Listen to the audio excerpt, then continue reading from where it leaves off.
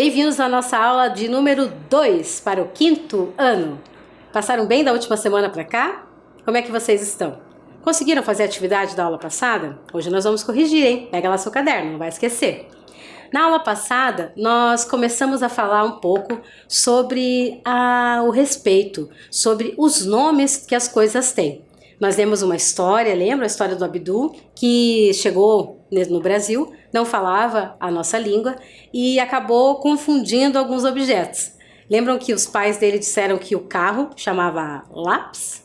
E aí, quando ele foi para a escola, ele chegou na escola e disse que tinha 24 carros novinhos no quarto ou dentro da mochila. Os colegas acharam muito estranho, né? O que você ia pensar se alguém dissesse na sua sala que tinha 24 carros novos dentro da sua mochila? Você ia pensar no mínimo que era mini carrinho, né? Mas não. O Abdu achava que era aquele carro normal mesmo que as pessoas andam na rua. E acabou que essa confusão foi o que gerou a conversa da nossa aula, né? De objetos, de lugares que têm nomes diferentes dentro de cada religião. Então pega seu caderno lá que nós vamos corrigir a atividade da aula passada. Vou dar um tempinho para você, pega o caderno, a borracha, que aí a gente já pode apagar se tiver algum erro, certo? Eu já volto.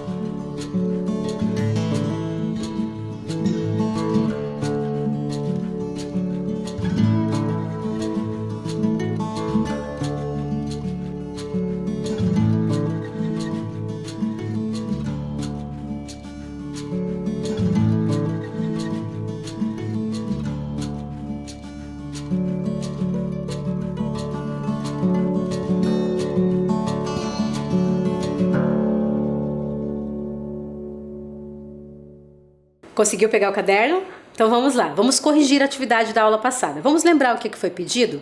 Nós fizemos um quadro, lembram? Que eu pedi para vocês copiarem, que solicitava o nome de um lugar, o outro nome que esse lugar recebe, se era um lugar, uma expressão, um objeto dentro da religião e onde ele tinha esse nome.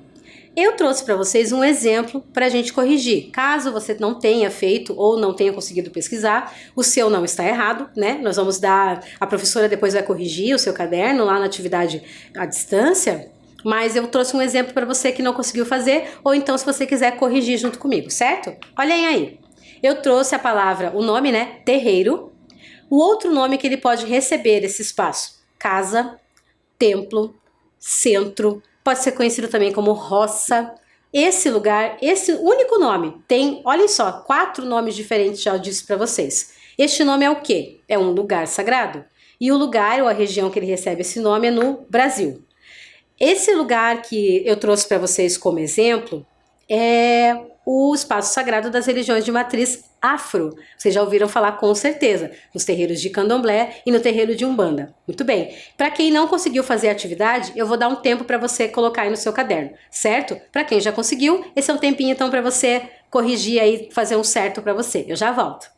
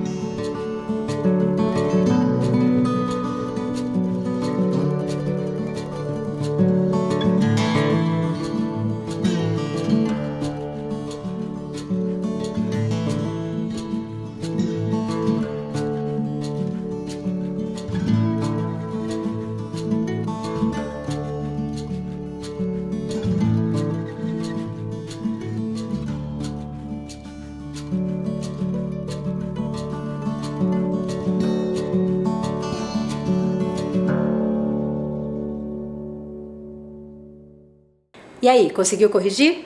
Certo. Vocês sabem que, na verdade, essa palavra terreiro, que eu já falei para vocês já conhecem como espaço sagrado das matrizes de afro, né? Se a gente for procurar no dicionário, ela também tem outro significado. Vamos ver lá qual é o significado dela no dicionário? Espaço de terra, plano e amplo, numa povoação ou próximo a uma casa, adro, largo, terraço.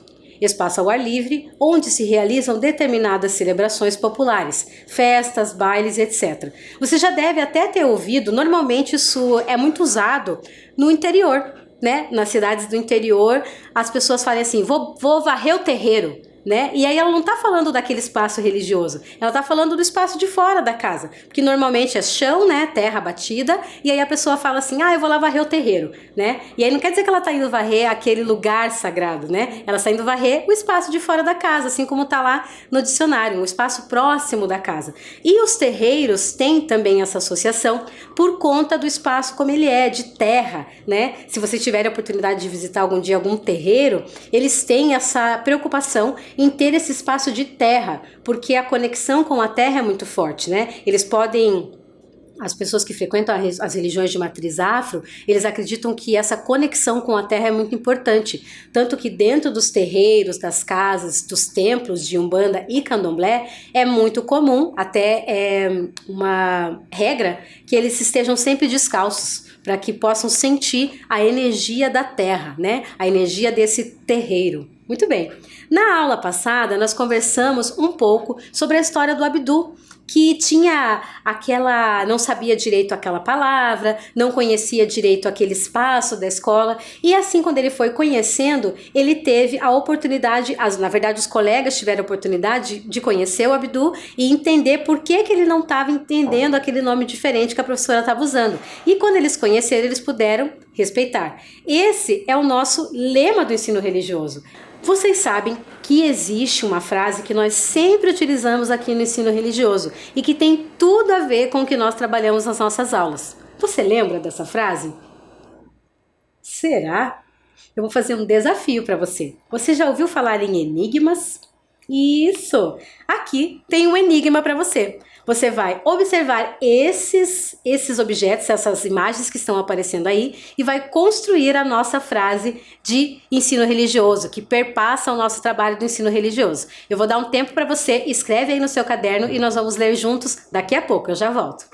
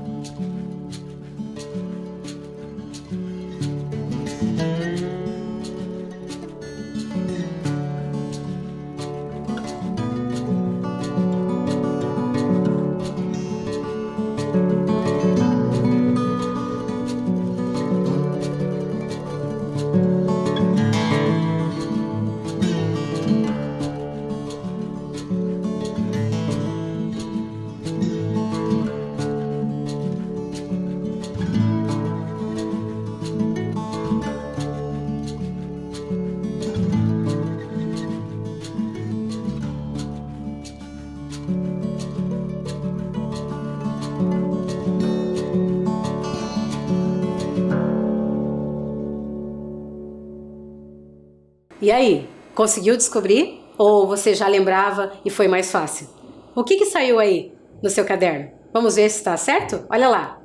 Conhecer para respeitar. Esse é a frase que nós sempre usamos dentro da aula de ensino religioso, porque como eu expliquei na aula passada, quanto mais você conhece alguma coisa, mais você compreende e respeita esse espaço, essa pessoa, essa religião. Agora, nós vamos assistir um vídeo que eu trouxe para vocês ouvirem uma história, na verdade. É um vídeo de contação de história. Vocês vão ouvir a história de todas as cores e depois nós vamos voltar e conversar um pouco sobre ela, ok? Eu já volto. Olá, meu nome é Samuca e hoje a história é de uma autora chamada Nier Ribeiro e se chama De Todas as Cores. Há muito tempo atrás, mas não tanto tempo assim, havia um homem que se chamava Seu Juvenal. Ele era um jardineiro, ele amava flores, ele gostava de todos os tipos de flores, ele gostava das orquídeas, das violetas, ele amava as hortênsias. Certo dia, ele acordou inspirado e resolveu organizar um jardim. Ele plantou tulipas vermelhas e colocou num canto do jardim. No outro dia, ele resolveu plantar margaridas amarelas, colocou no outro canto do jardim. No outro dia, ele resolveu plantar violetas e colocou no outro canto do seu jardim. E no outro dia, ele resolveu plantar girassóis e colocou no outro canto do seu jardim. Seu Juvenal, ele era tão caprichoso, mas tão caprichoso, que ele gostava que todas as florzinhas estivessem nos seus lugares. Mas as florzinhas viviam encrencando. Era mais ou menos assim: nossa, tulipa, como vocês são estranhas! Que estranhas o quê? Nós somos flores lindas. Flores esquisitas aqui são essas margaridas que parece até que tem cheiro de pum. Que pum, que nada! Nós somos flores maravilhosas, estranhas aqui são esses girassóis. Não, você se engana. Nós somos flores maravilhosas. Vocês todas que são muito feias. Elas viviam na maior confusão. Um belo dia, seu Juvenal resolve dar um passeio. O tempo muda ali. Começa a chover. Chove no jardim do seu Juvenal. Choveu, choveu, choveu. Quando a chuva cessou, como em todo lugar, as flores cresceram. E cresceram flores de todos os tipos. Flores azuis, flores verdes, azuis escuras, azuis claras. O jardim do seu Juvenal ficou muito colorido. Quando ele chega, ele diz assim: o que aconteceu com o meu jardim? Olha a bagunça, estava tudo no lugar. E quando ele pega a primeira florzinha para mudar de lugar, peraí, mas pensando bem, olha que perfume, olha como está colorido, olha que lindo que ficou, eu vou deixar assim mesmo. E resolveu deixar o jardim desse jeito. Para as florzinhas no começo não foi tão fácil. Ei, ô florzinha verde, o que você é? Capim grama? Por que você está aqui? E você, ô florzinha azul, qual é o seu nome? Ei, as tulipas são do outro lado, por que você está aqui? Mas elas perceberam que não tinha jeito, elas tinham que viver todas ali juntas, naquele jardim. E com o passar do tempo, elas começaram a se relacionar. Elas começaram a se gostar. Elas começaram a se respeitar. Sabe de uma coisa, ô Violeta? Até que você é bonita. E você, Tulipa, sabe que você tem um perfume muito gostoso? Todas as pessoas que passam hoje na frente do jardim do seu Juvenal ficam encantadas de ver um jardim tão colorido e tão perfumado. Eu estava aqui pensando algumas coisas, sabe? Que as flores são que nem as pessoas. Ninguém é igual a ninguém. Cada um tem um perfume. Cada um faz algo muito bem. Tem aquele que gosta de correr, aquele que gosta de jogar bola, aquele que gosta de nadar, aquele que gosta de escrever, aquele que gosta de desenhar. E sabe que pensando também nisso, eu cheguei em uma outra conclusão. Que as notas musicais também, cada uma tem um sonzinho diferente. Se tocar todas ao mesmo tempo, fica estranho, feio. Se colocarmos cada notinha no seu lugar, fica mais ou menos assim. A primeira é Dó, depois vem o Ré, depois vem a nota Mi, depois a nota Fá, depois vem a nota Sol, depois a Lá, a Si, e eu vou repetir a Dó. E se eu toco cada notinha no seu lugar, fica mais ou menos assim.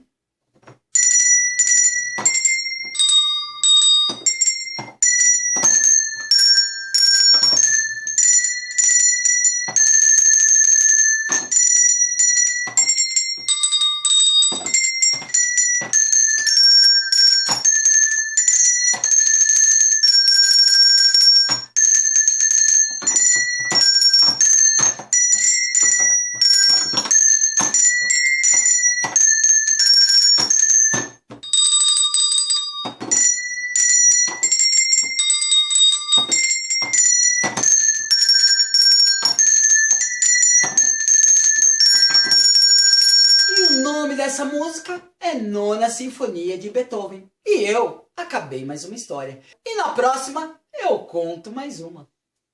Então, gostaram da história? Essa história tem como principal objetivo que nós pensemos um pouco que, assim como as flores, cada ser humano é único e a diversidade faz parte da nossa vida. Cada um, dentro do seu espaço, com seu conhecimento, com a sua religião, com a sua família, é único.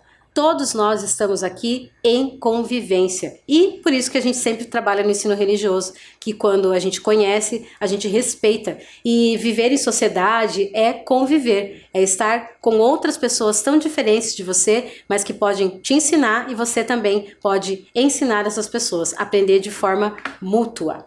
Vamos lá continuar a nossa aula? Pensando então na ideia de convivência, diversidade, olhar para o outro, conhecer o outro. Será que as religiões possuem algum ensinamento relacionado a essas questões?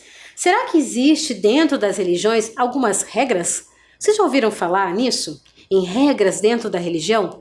Será que para conviver as pessoas precisam de regras? Sim, nós na sociedade precisamos de regras como as leis.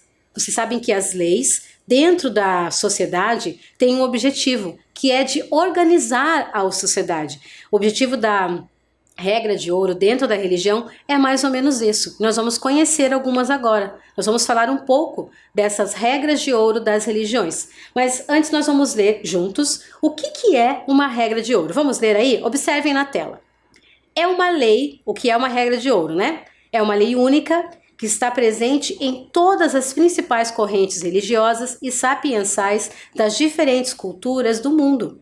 Por isso, pode bem definir-se também como a síntese de códigos éticos universais. O que isso quer dizer? Que uma regra de ouro é uma regra dentro da religião ou de pensamentos, né? Essa palavra sapiensais tem a ver com pensamento, né? Dentro das religiões e das filosofias, das ideias de mundo, né? Essa regra de ouro tem a ver com a regra dentro da religião, do que aquela religião tem como objetivo. Vocês sabem, isso é uma curiosidade que eu quero mostrar para vocês. Olhem aí na tela.